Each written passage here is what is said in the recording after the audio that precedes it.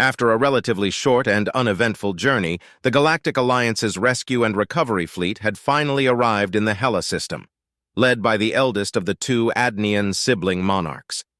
Traditionally speaking, every other fleet that had ventured into Gaian space had always been commanded by one of the Quadrant's heads of state. So seeing as Seni and Sano's parents had in essence told them to share the throne till one of them either proves themselves worthier and/or gets assassinated, they were both qualified for the job. So to her brother's horror and the other council members' astonishment, Seni eagerly volunteered. Sano tried to protest. This was his older sister after all. But alas, his arguments were drowned out by the other council members who were singing her praises and showering her with suspiciously loud gestures of encouragement. "But wait, sis! What are you doing? This is maddeningly brave of you, young lady. You truly are a credit to your race and an example to us all," one of the Quizinian senators remarked loudly. "No, this is stupid. She's going to do—" "I think that she will make a fine ruler someday, such a courageous and bright young woman," a member of Edion's retinue remarked. And thus Seni had found herself at the edges of the dark goddess's domain facing a rather unexpected sight. A strange ship, no doubt Gaian, had attached itself to the subtlety and was just sitting there menacingly. Both she as well as the rest of the council had expected to only find the remains of the ship, if perhaps in multiple pieces with the Gaians long gone or waiting in ambush. But for whatever reason they decided to stick around in plain view. They hadn't even attacked them yet.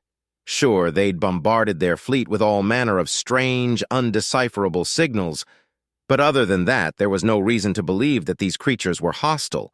Therefore, in opposition to her advisor as well as the captains under her command, who'd all rather fire and flee, she'd ordered the entire fleet to stay back and wait. That is, everyone aside from a small contingent of elite soldiers who now wished they were all elite bakers instead. Their mission was simple: get in, rescue any survivors, find out what the heck is going on, and get out. Once the shuttle had landed in one of the emergency hangars, the first thing the soldiers noticed was a general overabundance of blood and an underabundance of courage. Half of them were leaning against a wall, barfing, while the others felt how their knees were faltering and they had to sit down for a second. The Alliance's military doctrine, much like those of the governments that preceded it, strictly forbade any and all weapons that might cause direct blood loss, on account of them being unnecessarily vicious and cruel. Which in part is why, for these otherwise proud warriors, the scene in front of them was simply too much. It was rather puzzling. There were only supposed to be around 70 people on the ship, and yet the first hallway they'd encountered was already covered in enough blood to summon a small pantheon of dark gods. They'd continued to venture through the ship's bloody hallways in search for any sort of clue as to what might have happened. Who knows, perhaps a couple crew members are actually still alive. Granted, they'd found an amazing hiding spot. After all, we technically haven't found any bodies yet. It hadn't taken long after these thoughts had crossed the sergeant's mind, when all of a sudden something fuzzy frantically ran into him. Speak of the Gaian, he thought to himself as the Enowayan quickly got back up. He noticed only a second too late that it had a mad look in its eyes, at which point the Enowayan jumped backwards and aimed its photon rifle at the soldiers. "Who are you? Are you Adnians or are you Gaians in disguise?" Listen, friend, The sergeant tried to calm him down. "Take off your armor, now! Strip!" What? I think the Gaians already got to him," one of the soldiers in the back remarked. "I said take off your armor, all of you. I have to make sure you aren't going to turn into Gaians." "Easy, friend, we're here to rescue you. Look, I'm not sure what you're talking about, but if you come with us to the ship, Hey, wait a minute!" Before the soldier could finish his sentence, the Enowayan, who'd decided he'd heard enough and wouldn't fall for these Gaian tricks, ran away as quickly as its fuzzy legs would allow. "Don't spit on me! Your Gaian soul magic won't work on a holy warrior of the gods! I have holy blood!" it yelled before disappearing in the distance. "Well, that was odd," one of the soldiers commented. "Do you think the same could happen to us?" "Don't be daft," their sergeant started. "We're some of the Alliance's most elite warriors. Obviously, the gods are watching over us just as they always have. Now move it, 'cause I doubt they'd protect us from death by old age." The more they explored the ship, the more it reminded them of a war zone. Doors had been barged in or ripped of their hinges, furniture was either missing or destroyed, and blood-stained debris cluttered the hallways. Something awful had happened here, and yet there were no corpses to be found. Once in a while, they'd bump into yet another crazed Enowayan, either paranoid and under the assumption that everyone else might secretly be a Gaian, or simply too terrified to think rationally and would therefore run away as soon as they'd caught a glimpse of the soldiers. The men dejectedly continued onward. So far, this mission had been anything but fruitful, and they feared that at the end of the day, they'd be forced to leave empty-handed, or at least that was the general consensus right up until they stumbled onto what was going to be one of the strangest arguments of their lives. "Hey, do you hear that?" "Yeah, sounds like... Well, it sounds like we've finally found some people who haven't been turned mad by those Gaians," one of the soldiers remarked as they all made their way towards the source of the commotion. None of them knew what to expect once they'd opened the door to the cafeteria. Perhaps the last sane remnants of the Enowayan crew trying to survive. Perhaps the Gaians were mimicking the sounds of those they'd slaughtered and were luring them into a trap. Or maybe, just maybe, they'd already succumbed to Gaia's eldritch influences and would soon find themselves at the mercy of her abominable children. They froze the second they'd flung open the door. "Shut up and listen to me for a second! He is not the Messiah!" a female Enowayan yelled while standing on a table. On one side of the room stood what they assumed was the ship's captain, together with a sizable portion of his crew, while on the other, a bunch of armored Gaians next to a wheelchair-bound Enowayan. How else did he survive after being mauled and infected by a Gaian? Even if he's not the son of one of the creator gods, of which there were coincidentally about as many as there were races in the Alliance, he's at least a distant relative. The captain retorted while pointing at a wheelchair-bound Galeth. For the last time, it was the Gaians that healed him. "They're not here to kill or even hurt us. In fact, quite the opposite," Reka yelled. "Wait, they're here to make love to us?" the captain asked nervously while pointing at himself. "What? No, that's..." Reka sighed while trying to compose herself. "They're just here to help us. Up till now, the only people they've hurt were a couple of cultists, who in my humble opinion deserved it, which has led me to believe that many of the church's teachings on them are..." She made sure to choose her next words carefully, lest they earn her a stern talking to from the church. Incomplete, and not entirely accurate when interacting with them on an individual level," she muttered. "Heresy," the captain bellowed. The insult didn't seem to bother Reka as she, without looking, grabbed the arm of one of the Gaians and placed it on her back, after which the alleged cosmic herald of death and destruction began to eagerly bless the bear-like alien with the scritches, the highest honor a Gaian can bestow upon an Enowayan, or at least that's what she assumed. This was just too bizarre.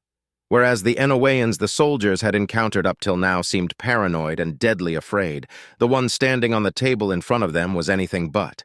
In fact, she seemed to be having the time of her life as one of the Gaians repeatedly ran his fingers through her back fur.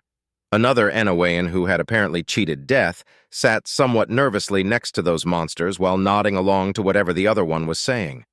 Don't worry, we are here to rescue you," one of the soldiers said in such a way that it sounded more like a question.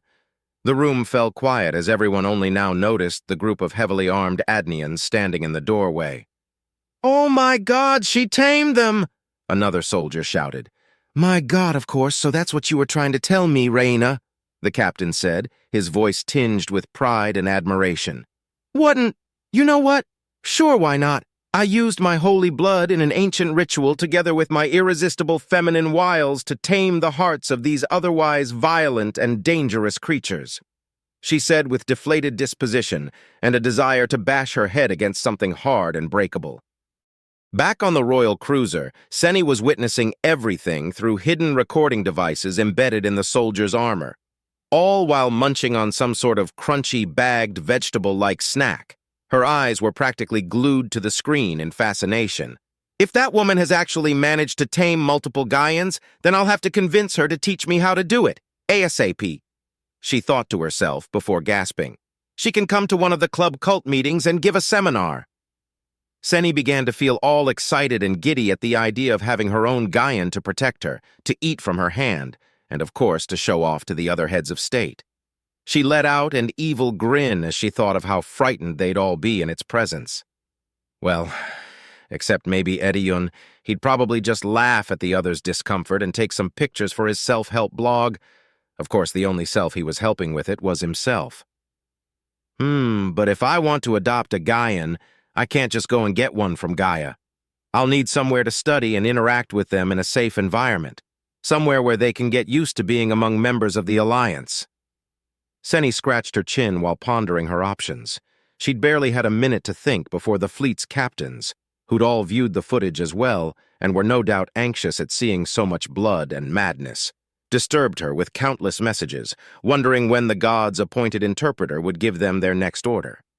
She looked at the way the Gaian ship had connected itself to the subtlety, and then at the various notifications which displayed which ship it had come from, as well as the vessel's primary use. GA, prosperous food and menial labor, Georgia. Spirit religion and medical aid, Georgia. Eureka research and development. Another mischievous grin appeared where her innocent, childlike smile should have been. She spoke for the gods, after all. No one would dare oppose her, and if she played her cards right, it would take ages for the authoritative to catch wind of what she was doing. "Nyeh-heh-heh," she giggled. And so Senny set out to turn this rescue and recovery mission into one aimed more in accordance to her own interests. She wanted to watch, learn, and eventually even interact with these Gaians, and to this end, she'd order for the fleet to be transformed into something that would more or less resemble a makeshift habitat. Reka and Galith, the first Enoweans who'd managed to interact with the Gaians, would be promoted to oversee this soon-to-be newly created community, as well as try to communicate her ideas and intentions with the Gaians. Luckily for Senny, the company these Gaians work for, the Rustwell Corporation, as well as the country/tax haven it's situated in. The Independent People's Republic of Texas would most certainly not be opposed to such a cooperative venture. After all, ever since the split, which was totally mutual, by the way, don't let those other lesser states tell you otherwise, High Governor Reginus Rox, a man famous for always wearing a cowboy hat and a hastily drawn-on mustache, had been itching to make some new allies. Besides that, she'd also need to assign some scientists to figuring out why almost everyone who'd come into contact with the Gaians had slowly lost their mind. She sighed. Right now, I fear that the only people who are thinking straight are me, and that Ray— Wait a minute. Fear? She pondered out loud. Who knows? Might be onto something there. I'm so excited. This is all going to be so much fun, Senny mused to herself while writing the royal orders and decrees that would shape the fate of Galaxy, hopefully for the better. If anything, soon life in the Alliance would end up becoming a whole lot less boring.